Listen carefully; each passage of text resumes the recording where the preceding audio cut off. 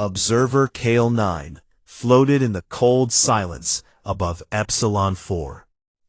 It was not a body of flesh and bone.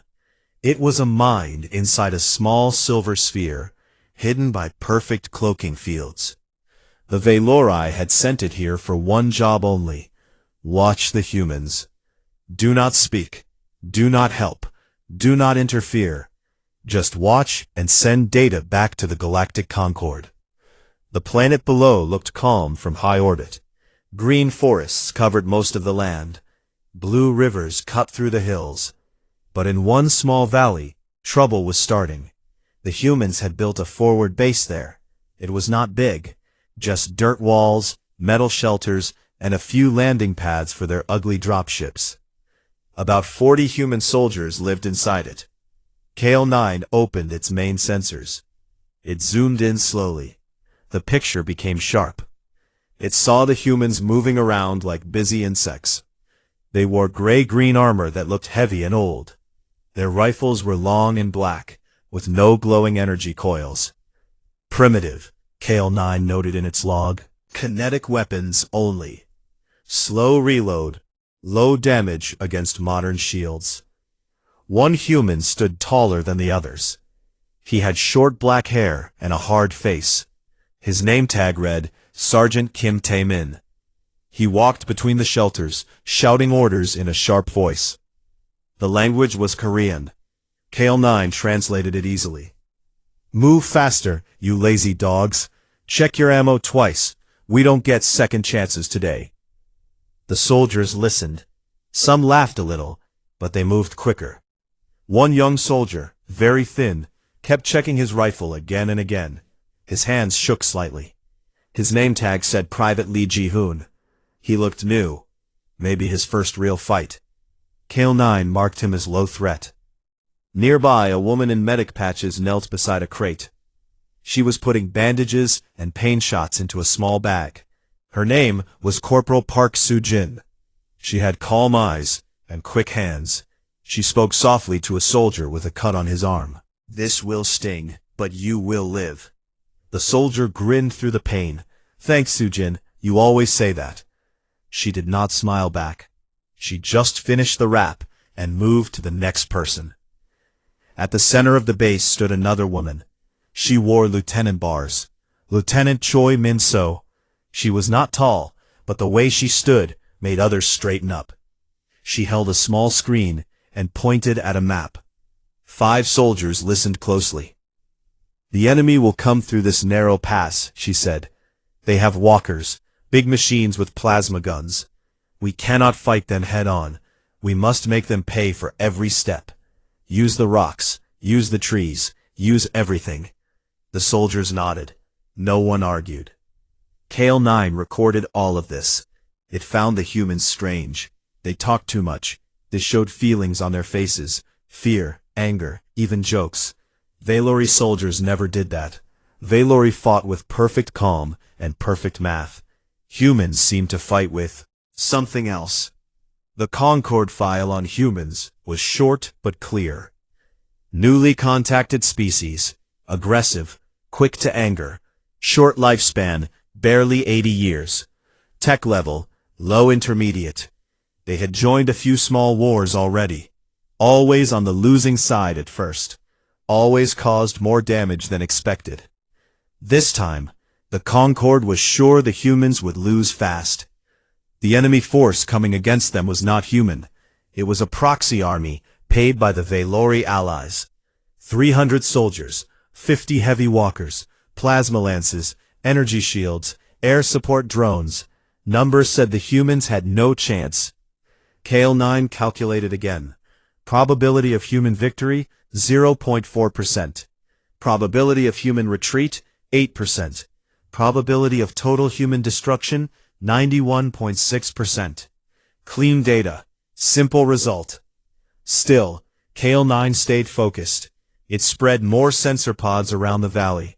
Tiny balls, smaller than a human thumb, floated down and hid in trees and dirt. Now, it could hear every word, see every face, feel the heat of their bodies. Sergeant Kim Taemin gathered his squad near the forward wall.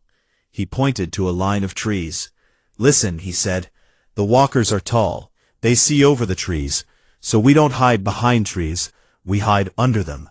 Bury charges here, here, and here." He marked spots on the ground with his boot. When the machine stepped close, boom, legs gone. Then we move in fast. Private Lee Ji-hoon raised his hand. His voice was small. "Sergeant, what if the charges don't work?" Kim Tae-min looked at him for a long second. Then he put a hand on the young man's shoulder. "Then we fight with knives and teeth, Ji-hoon, but they will work. Trust me." Lee Ji-hoon swallowed hard and nodded.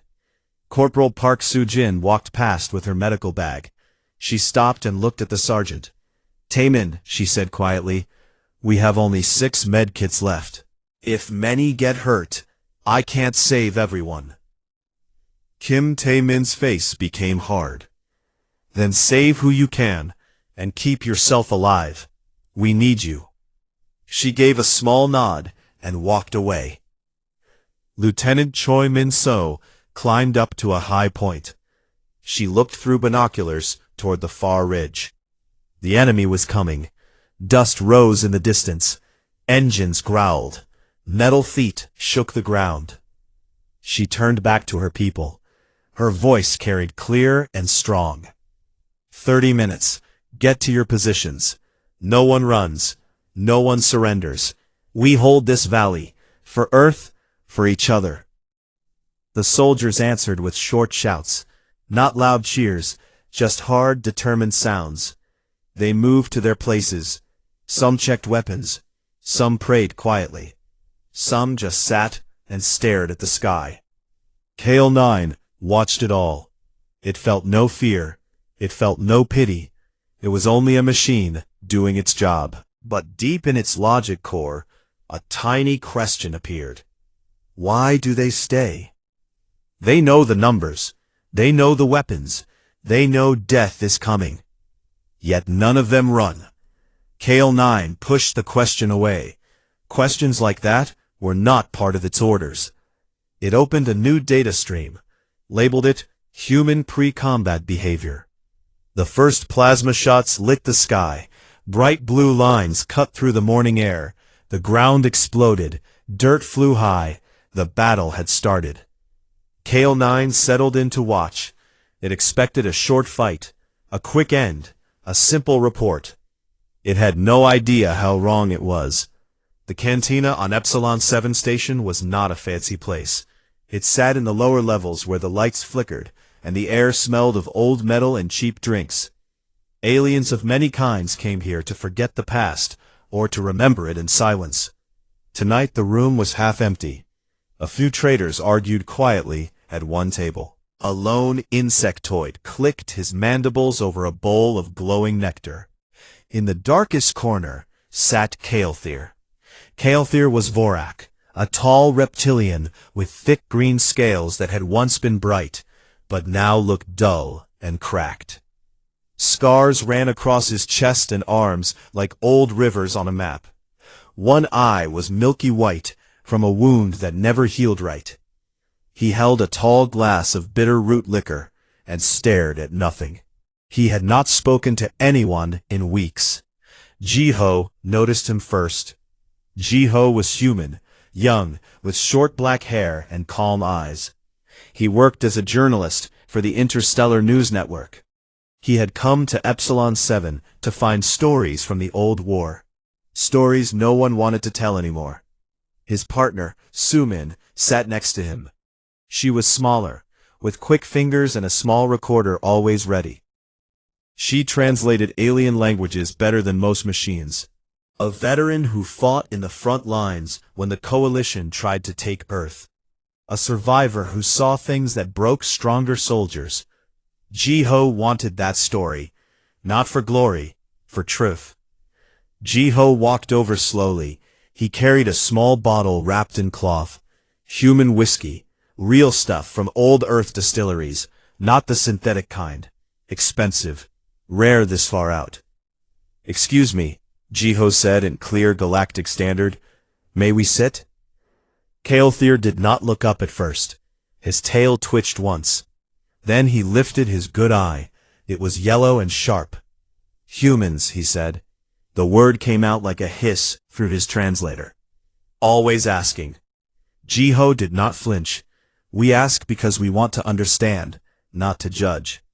Sumin stood behind him, silent, recorder already on, but hidden in her sleeve. Kael'thir stared at the bottle.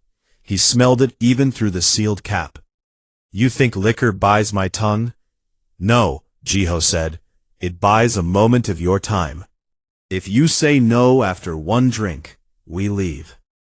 The veteran laughed once, a dry, scraping sound. "Sit." Jiho and Sumin took the seats across from him. The table was small and scratched. Kael'thir poured 3 small glasses from the bottle. The whiskey smelled warm and smoky. He pushed 2 toward the humans, and kept 1. For a minute, no one spoke. They drank. The liquor burned going down. Then Kael'thir set his glass down hard. "You want the war," he said. "The real one, not the clean reports your news feeds show." Jiho nodded. "Yes." The veteran leaned forward. His claws tapped the table slowly. "I will tell you, but listen well. Your people did not win because you had better ships or bigger guns. You won because you refused to act like any other species we ever met." Sumin's fingers moved slightly, making sure the recorder caught every word. Kael'thir took another sip. It began with first contact. "We, the Coalition, found your world. Blue, small, alone. We thought you were new, weak, easy. Our scouts said your weapons were old, your ships slow, your leaders argued too much. We laughed. We sent a fleet, not even our best ships, just enough to show strength and take what we wanted. Minerals, trade routes, maybe slaves. Standard procedure." He paused. His good eye narrowed. "They did not surrender." Jiho leaned in a little. "What happened?" Kael'thir's voice dropped lower. "We arrived in orbit. We broadcast the terms. Standard offer. Join or die. Your leaders answered with silence at first. Then one station, old, half-broken, sent a single message. Come and try." He shook his head slowly. "We fired warning shots. Plasma lances across their moon bases. We expected panic, tears, begging. Instead, your ships moved." Sumin whispered to Jiho in Korean. "He means suicide runs." Kael'thir heard the whisper. His translator caught it. "Suicide. But not desperate. Planned. Your captains turned their freighters and mining rigs straight at our cruisers. No shields, no weapons left, just full burn toward our hulls. They rammed. Metal screamed. Explosions bloomed like flowers in vacuum. One human cargo hauler, small, ugly thing, hit our flagship's bridge, killed the admiral. In the first hour. He drank again. We boarded the survivors. Thought we would find scared children playing at war. Instead, we found men and women with knives and welding torches. They fought in corridors. They used pipes, chairs, broken glass. One human female, small, bleeding from the stomach, climbed onto a Vorak soldier's back and drove a shard into his throat. She smiled while she did it. Jiho's face stayed calm, but his hand tightened on the glass. Kael'thir continued. "We took the planet's outer stations. Easy. But every time we thought we had won, something new happened. Your people did not run to bunkers. Farmers with shotguns. Students with homemade bombs. Old men who should have been dead already. They fought house by house, street by street." He looked at Jiho directly. "Do you know what scared us most? Not the bodies, not the blood. It was the laughter." "Laughter?" Sumin asked softly. "Yes, when we cornered them, when they had no way out, some laughed, loud, like it was a joke only they understood. One human soldier, leg gone below the knee, crawled toward us with a grenade in his hand. He pulled the pin with his teeth and grinned. 'See you in hell,' he said." Our translator had never heard that phrase before. We learned it that day. Kael'thir leaned back, his tail curled around the chair leg. That was only the beginning, the first week. After that, we learned fear. Real fear, not the kind that makes you run, the kind that makes you question everything you were taught. We were told other species break, they beg, they bargain. Humans did not break, they bent, they twisted, they came back sharper. Jiho spoke quietly, and you kept fighting. Of course, Kael'thir said. We had orders, pride, numbers. We thought we could grind you down. We were wrong. He looked around the cantina. The other patrons had gone quiet. Even the insectoid had stopped clicking. Everyone listened. I will tell more, Kael'thir said. The ground battles, the ships that would not die, the children we could not catch. But not tonight. Tonight, you bought only the start. He stood slowly, tall, wounded, still strong. Jiho rose too. Thank you. Kael'thir snorted. Do not thank me yet. You may not like the rest. He walked toward the door. His boots made heavy sounds on the metal floor. Before he left, he turned once. Remember this, human. We did not lose because we were weak. We lost because we met something we could not understand. Something that looked like you. The door hissed shut behind him. Jiho and Sumin sat in silence for a long time. The recorder blinked red. The whiskey bottle stood half empty. Outside, the station lights moved slowly across the views. Ships came and went. Normal life. But in the cantina, the air felt heavier now, as if something old and dangerous had woken up and started to speak. 2 nights later, the same cantina felt different. The lights seemed dimmer, the air thicker. Word had spread quietly among the station's regulars. A few more aliens had come. They sat at nearby tables, but kept their eyes on the corner booth. No one spoke loudly. Everyone waited. Kael'thir arrived late. His steps were slow, like a man carrying too much weight. He wore the same worn coat. The scars on his scales caught the low light and looked fresh again. He sat without a word. Jiho and Sumin were already there. The bottle of whiskey waited on the table, half empty from last time. Jiho poured 3 glasses. No one smiled tonight. Kael'thir drank first. Then he spoke. You came back, he said. Most would not. Jiho answered simply. We need to hear the rest. The veteran looked at Sumin. She held the small recorder in plain view now. No hiding. Fine, Kael'thir said. Tonight I tell you about the ground, not the clean space battles. The dirt, the mud, the blood that sticks to your boots and never comes off. He leaned forward. His voice stayed low, but every word carried. After the first orbital fights, we decided to take a colony. Not Earth itself, too big, too defended. We chose New Sol, a small world your people built after leaving the home planet. Green hills, wide rivers, cities with tall glass towers. We thought it would be easy. Land fast, secure the spaceports, take the leaders, done in days. He paused, took another drink. We were wrong. Our dropships came down at dawn, 50,000 Vorak troops, elite, armored, plasma rifles that could melt steel. We expected civilians to run, leaders to hide. Instead, when the first ramp dropped, we met fire. Jiho listened without moving. Kael'thir continued. They came from the trees, from the rooftops, from holes in the ground they dug overnight. Not soldiers only. Everyone, men, women, even some children carried messages, or threw stones. But the real fighters, they were different. He rubbed the scar over his milky eye. I remember the first one I saw up close. His name, I learned later, was Minsok. Tall for a human, thin, eyes like black stones. He had been an engineer before the war, built bridges, fixed machines. Now he led a group of 30 fighters in the eastern hills. His wife, Ha-Yan, ran their supplies. Food, bullets, medicine. She moved at night with small teams, never got caught. Kael'thir's tail moved slowly behind him. We pushed into the city, street by street. Our scanners showed heat signatures everywhere. But when we advanced, the signatures vanished, then appeared behind us. They used the sewers, old tunnels, basements connected by holes they cut with torches.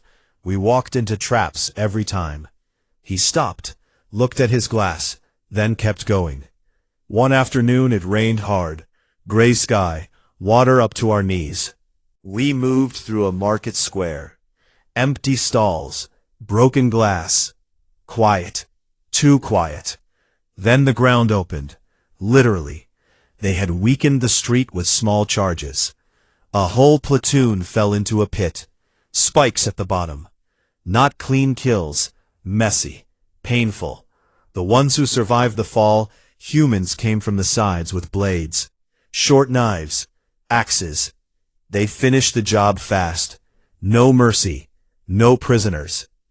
Sumin's hand shook a little as she adjusted the recorder. Kael'thir noticed, but did not stop. That night, we camped in the ruins of an old factory. High walls, good sightlines. We posted guards, sensors everywhere. We thought we were safe. He laughed once, short and bitter. We were not. A human team came in the dark, led by a man named Tae-woo. He had only one arm. The other ended above the elbow. Old wound. He moved like he did not feel pain. They did not attack the front. They slipped through a drainage pipe. Small hole. Too small for Vorok. But humans are narrow, flexible. Jiho asked quietly, what did they want? Not weapons, Kael'thir said. Not tech. They took food, medical kits, our banners, the flags we carried for morale. They stole our symbols. Left nothing broken. Just gone. He leaned closer. Then they left a message, painted on the wall in our own blood. One word. Run. The cantina had gone completely silent now. Even the barkeeper stopped wiping glasses. Kael'thir went on. We hunted them, tracked them for days, found their camp once, small cave in the hills. We surrounded it, called for surrender. No answer. Then Tae-woo stepped out, alone, no weapon in his good hand. He looked at us, smiled, said something our translators could not catch at first. Then he lifted his coat. Kael'thir's voice dropped even lower. Under the coat, explosives, all over his chest, wires, red lights blinking. He had turned himself into a bomb. Jiho swallowed. Tae-woo said, you came to take our home, now take this instead. He laughed, loud, clear, like a child happy with a game. Then he pressed the trigger. Kael'thir touched the scar on his chest. The blast took half my squad, threw me against a rock, broke scales, took my eye. When the smoke cleared, I saw him still standing for a second, burning, but still smiling. Then he fell. He sat back. That was when I understood. They did not fight to win every battle. They fought to make us afraid, to make every step cost something. Every night cost sleep. Every meal tastes like ash. Sumin spoke for the first time. Her voice was soft. Did you ever catch Minsok or Ha-Yan? Kael'thir shook his head. No. We took the city eventually, burned parts of it. But they slipped away, always one step ahead, always watching. We found their tunnels later. Maps drawn on walls. Notes in your language. Plans. Jokes. One note said, they think they are hunters, but we are the trap. He finished his glass. After New Soul, we changed tactics. More fire from orbit, less ground troops. But the fear stayed. Every shadow could be a human. Every sound could be a laugh before the explosion. Kael'thir looked at Jiho.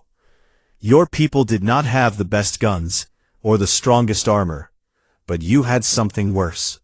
You had no limit to how far you would go. No line you would not cross to hurt us back. Jiho met his eyes. Is that why you hate us? Kael'thir thought for a moment. No, he said finally. I do not hate. I respect, and I fear. There is a difference. He stood slowly. Tomorrow, if you still want more, I will tell you about the convoy, the one we thought we had broken, the one that refused to die. He walked to the door, stopped, turned once. Do not drink too much tonight, humans. The next story is heavier. The door closed. Jiho and Sumin sat without speaking. The recorder light blinked steady red. Outside the viewport, stars moved slowly. Peaceful, cold. But in the cantina, the silence felt like waiting for something terrible to begin again. The cantina felt colder the next evening. The station's air recyclers hummed louder than usual.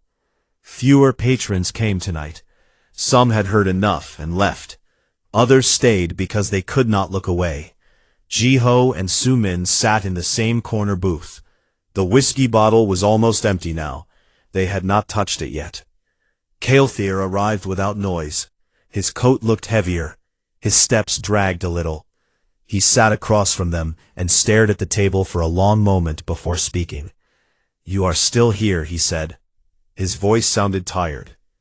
Jiho nodded. We want to hear the next part. The veteran poured the last of the whiskey into 3 glasses. He drank his in one swallow. Then he began. This story is different, he said. Not about dirt and traps. About space. Deep space. Where there is no ground to hide on. No walls to fight behind. Only metal and darkness. And humans who refuse to die. His good eye, fixed on a point far away. Midway through the war, our fleets had pushed deep into your systems.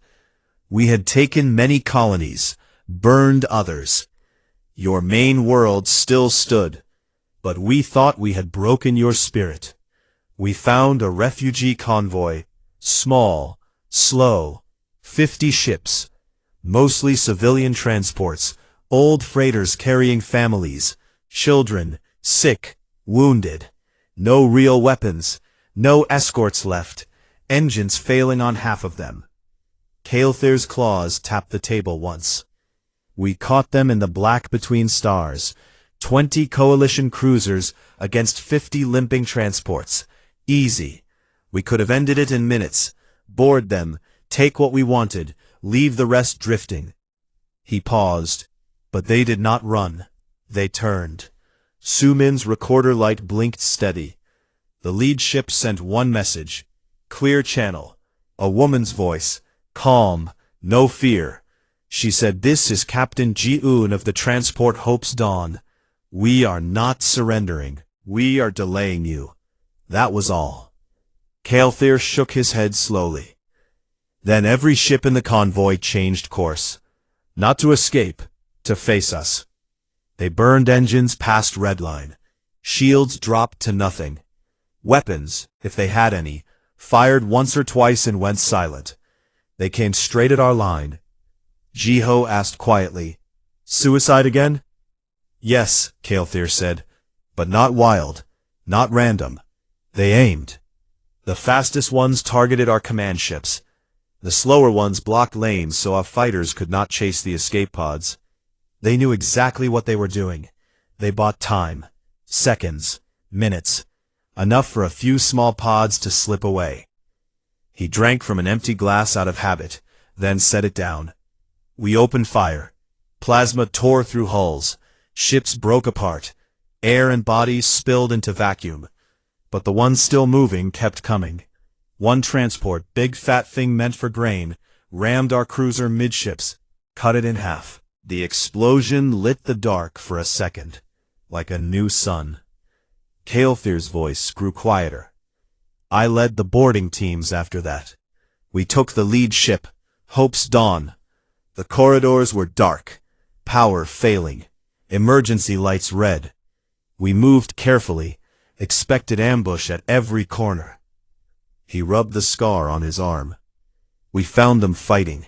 Not trained Marines, Engineers, doctors, teachers, parents. One man, old gray hair, held a plasma cutter like a sword. He cut down 2 of my soldiers before we killed him. Another woman refused to leave a wounded child. She stood between us and the boy. She had no weapon, just her body. She died shielding him. Sumin's eyes were wide, but she stayed silent. Kael'thir continued. I reached the bridge. Captain Ji-yoon was there. Young, maybe 30 cycles, bleeding from the head, arm broken. She sat in the command chair like nothing was wrong.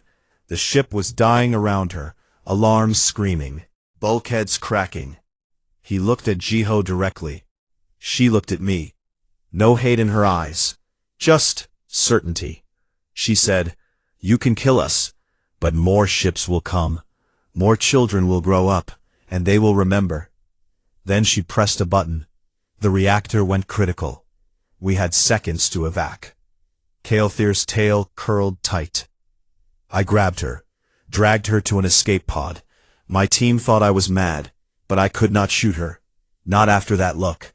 I put her in the pod alone, sealed it, launched it toward the edge of the system. I do not know if she lived, but I know she believed others would come. He sat silent for a moment. That convoy delayed us for 3 full days. 3 days we could have used to push closer to Earth. 3 days your people used to move factories, hide weapons, train more fighters, because of 50 broken ships and 1 woman's voice. Ji-ho spoke softly. Did more come? Kael'thir nodded once. After that battle, we started to see the pattern. Humans did not fight for territory. Not really. They fought for time, for the next generation, for the idea that someone, somewhere, would keep going. We could kill thousands, tens of thousands, but the rest learned, got angrier, got better. He leaned forward. I boarded other ships after that, found things that stayed with me. Photos taped to walls, children's drawings of stars and home, letters that said, I love you, see you soon. One dying man clutched a small toy, a stuffed bear. He whispered to it before he stopped breathing. Tell her Daddy tried. Kael'thir's voice cracked just a little. We were soldiers, trained to win, to conquer. But we had no answer for that. No tactic stops a people who see death as only a pause.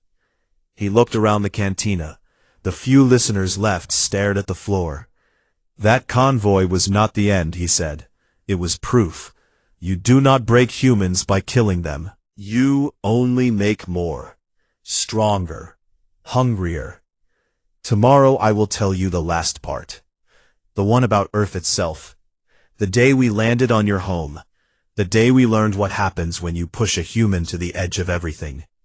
He walked to the door. Paused. Do not come if you are not ready, he said. Some things are better left in the dark. The door closed behind him. Ji-ho turned off the recorder. Sumin stared at her hands.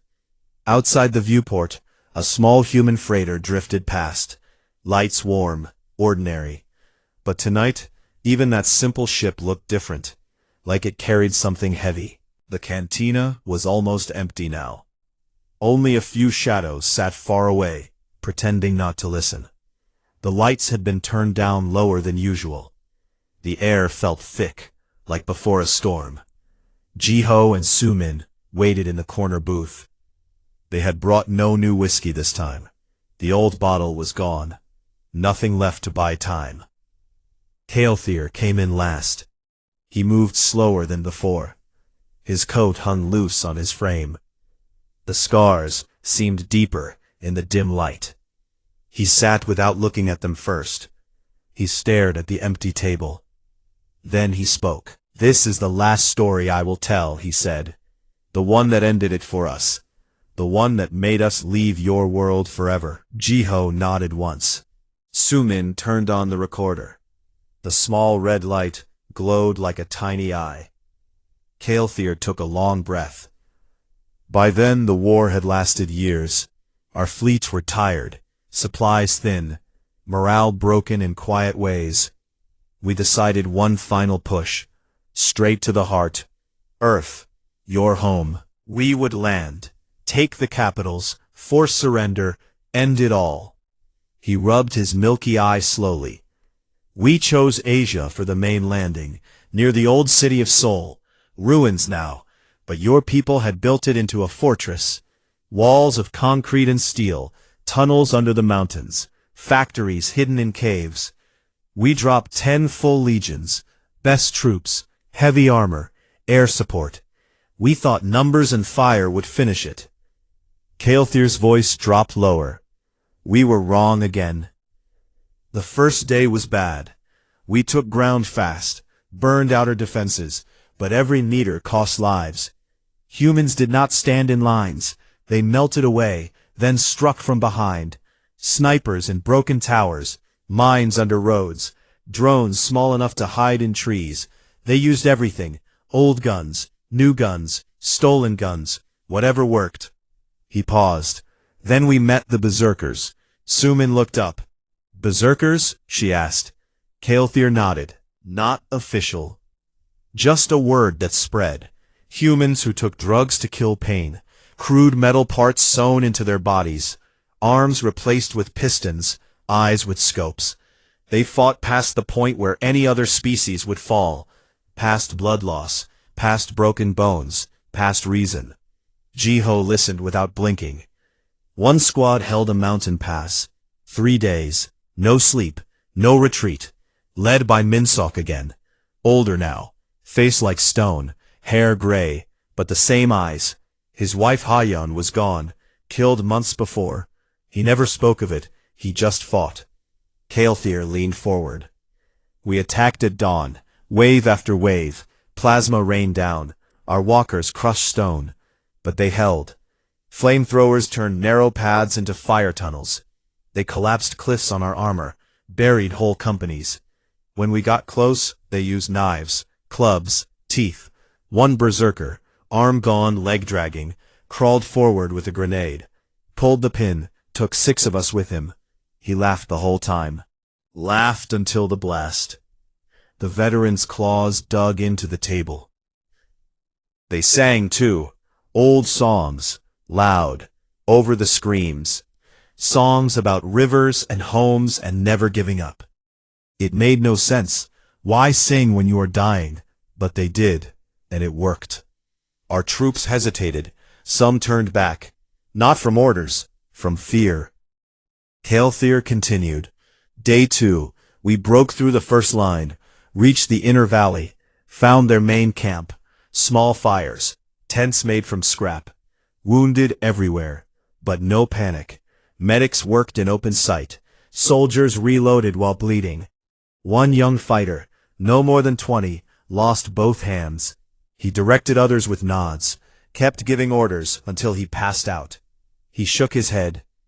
We captured some, interrogated them. They gave nothing, just stared. One said, "You can take this hill, but tomorrow another hill. Then another. We have endless hills." Like it was a promise. Sumin whispered. What happened on day 3? Kael'thir's voice grew rough. Day 3 we threw everything. Orbital strikes, gas, sonic weapons. Nothing stopped them. They adapted. Masks from plastic bags, earplugs from cloth. When gas came, they lit fires to burn it away. When sound hurt, they stuffed ears with mud and kept moving. He looked at Jiho. That night I led a final assault. Personal. My last platoon. We climbed the ridge. Reached their command post. A cave mouth. Guards outside. We fought hand to hand. Claws against blades. I killed 3. Then I saw Minsok. Kael'thir's tail went still. He stood in the entrance. Covered in blood. Not all his. Rifle empty. He held a broken pipe like a spear. He looked at me. No fear. No anger. Just tired. Very tired. He said one thing. Go home. Simple. Then he charged. The veteran touched a fresh scar on his throat. I cut him down. Deep. Across the chest. He fell. But he grabbed my leg. Pulled me close. Whispered, "We will never stop." Then he died, smiling. Kael'thir sat back. After that, We retreated. Not because we lost the hill. We still held ground. But the commanders saw it. The cost. The endless cost. Every soldier who died took 2 of ours with him. Every wound we gave made them stronger. We could win battles, but we could not win the war. He looked around the quiet cantina. We pulled back to orbit, then farther. Ships left one by one. No grand speech, no surrender, just gone. We told ourselves it was strategy, resources, politics, but we all knew the truth. Kalethir met Jiho's eyes. Your people did not beat us with better tech or bigger armies. You beat us because you turned pain into power, fear into fuel, death into a reason to fight harder. We had no name for it. Still do not. He stood slowly. His frame seemed smaller now. That is the end of my stories. The day we learned humanity has no breaking point. Only sharper edges. Jiho spoke quietly. Thank you. Kalethir snorted. Do not thank me. Remember me, and remember them, the ones who laughed, the ones who sang, the ones who died smiling. He walked to the door, stopped, one last time. If your people ever face war again, pray it stays small, because if the galaxy pushes too hard once more, there will be no one left to tell the tale. The door hissed shut. Jiho turned off the recorder. Sumin stared at the empty seat. Outside, the station lights moved on. Ships passed, like nothing had changed. But inside the cantina, the silence stayed, heavy, full of ghosts.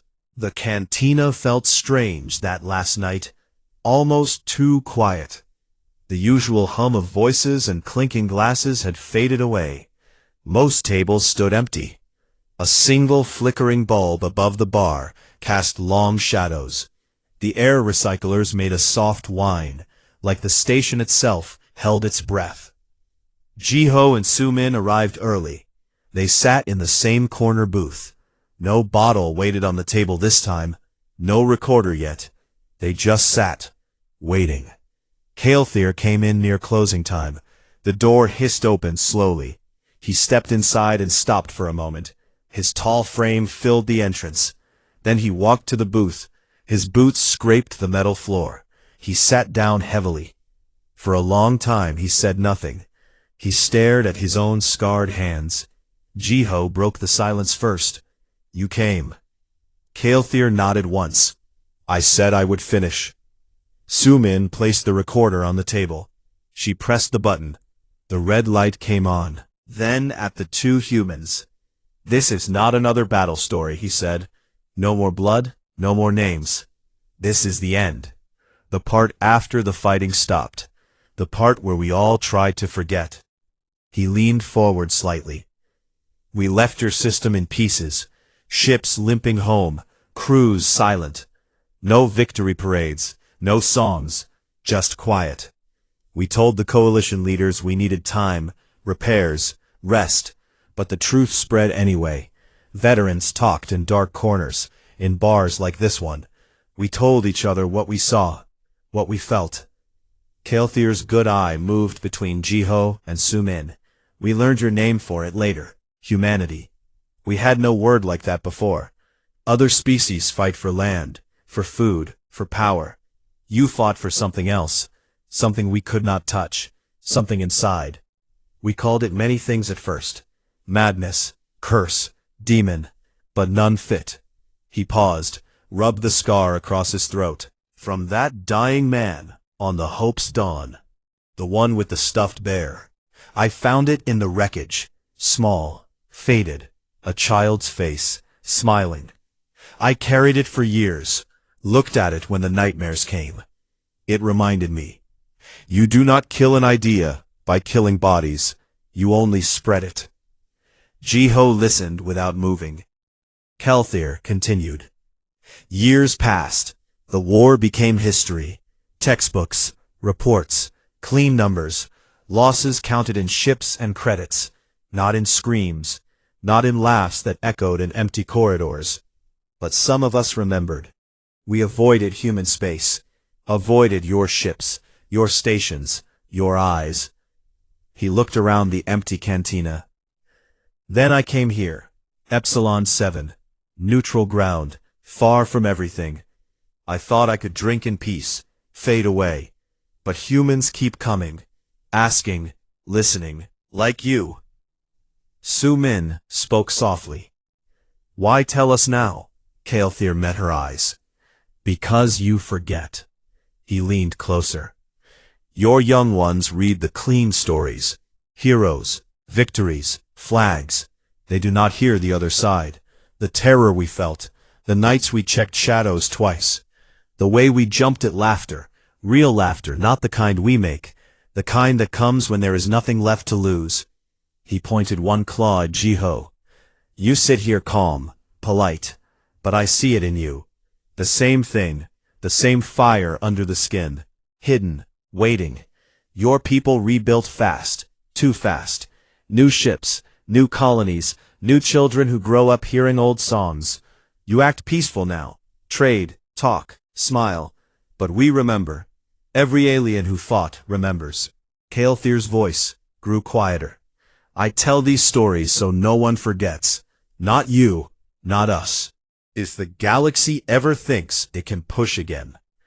If someone decides humans are weak because they are kind. Someone needs to remember New Soul, the convoy, the mountain pass, Taewoo's smile, Minsok's last word, Ji-Eun's certainty. He sat back. I am old now. Wounds ache. Sleep is hard. But I sleep better knowing I spoke. Knowing the truth is out. Not hidden in reports. Not buried in silence. Jiho asked the last question. What happens next? Kael'thir looked toward the viewport. Stars moved slowly outside. Nothing changes, he said. Life goes on. Ships fly.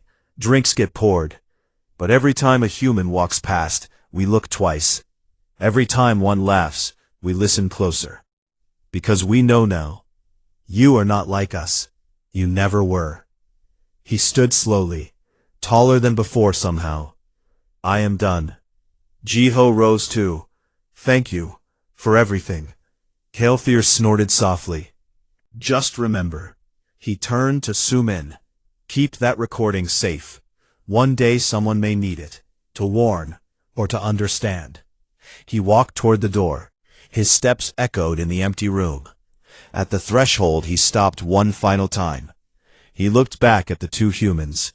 If war comes again, do not look for mercy in our eyes. Look for fear, because that is what you left us with. The door closed. Jiho and Su Min stayed seated. The recorder blinked off. Silence filled the cantina. After a while, Jiho stood. He walked to the viewport. Su Min followed. They looked out at the station lights. Freighters moved in slow lines. Passenger shuttles docked. Cargo haulers waited their turn. One ship caught their eye. A small human transport. White hull, simple design. Lights warm in the windows. It pulled away from the station. Ordinary, unremarkable. But as it turned toward open space, its engines flared bright. Sure. Jiho watched it go. Su Min spoke quietly. He was right. Jiho nodded. They stood there a long time. The station kept turning. Lights kept moving. Life kept going. But something had changed in the quiet corner of the cantina. A story had been told. A warning given. And in the dark between stars, the echo of old laughter still lingered. Somewhere far away, a child on a new colony looked up at the night sky, sang an old song, smiled.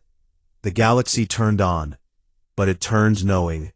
Humans were still out there, and they had not forgotten how to fight.